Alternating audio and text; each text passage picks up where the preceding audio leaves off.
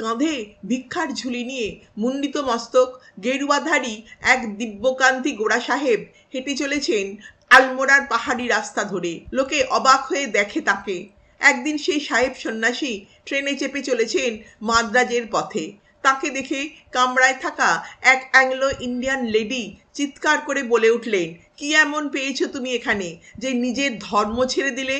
মৃদু হেসে তিনি প্রশান্তভাবে তার ঝুলি থেকে এক কৃষ্ণ মূর্তি বার করে বলে উঠলেন, কৃষ্ণকে পেয়েছি। সন্ন্যাসপূর্ব জীবনে যার নাম ছিল রোল্যান্ড হেনরি নিক্সন, ইংল্যান্ডবাসী সেই তিনি ভারতবর্ষে এসে 1928-এ বৈষ্ণব ধর্মে দীক্ষা নিয়ে হলেন সাধু কৃষ্ণ প্রেম।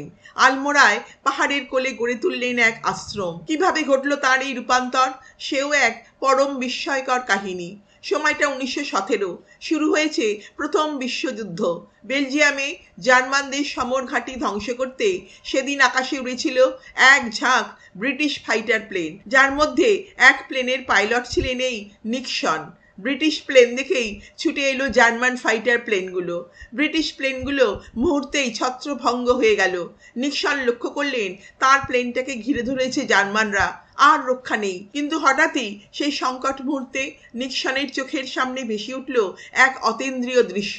সূর্যের আলোয় ঝলমল করা এক তুষার শৃঙ্গ, আর তার গা বেয়ে ঝরে পড়া এক শুভ্র আলোর ঝর্ণায় যেন ডুবে যাচ্ছেন তিনি। এরপর আর কিছুই তার মনে নেই। শুধু অর্ধচেতন অবস্থায় তিনি অনুভব করেছিলেন তার প্লেনটা যেন কোনো অজানা শক্তির টানে উঠে যাচ্ছে ঊর্ধ্বাকাশে। জ্ঞান ফিরতে তিনি দেখলেন তিনি শুয়ে আছেন লন্ডনেরই এক সামরিক হাসপাতালের বেডে।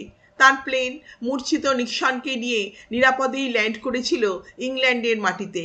বাদবাকি প্লেনগুলো সবই প্রায় ধ্বংস হয়েছে, পাইলটরাও কেউ নিহত বা আহত।